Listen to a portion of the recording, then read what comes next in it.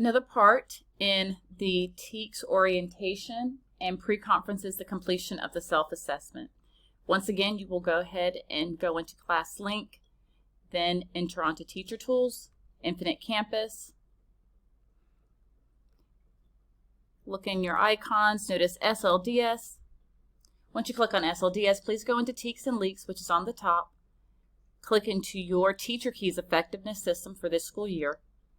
And then scroll down, and then you will notice on the third tab it says Self-Assessment and Pre-Evaluation Conference. You will click on Self-Assessment and Pre-Evaluation Conference and continue to scroll.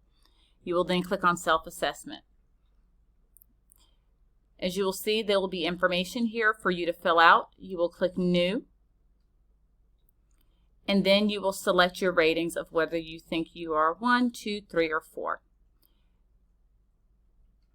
After doing so, you will click Save and Submit.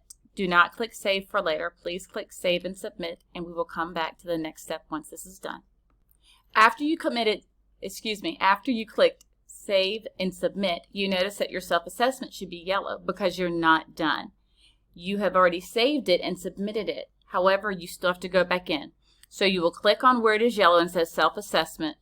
You will click on the upside down caret icon, and then you will click Share and Finalize. It will ask you, are you sure this is what you want to do?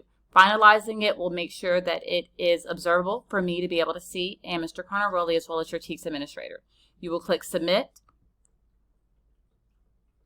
and then you will notice that it turns green. The next part will be entering in your goals, and we'll do that in the next video.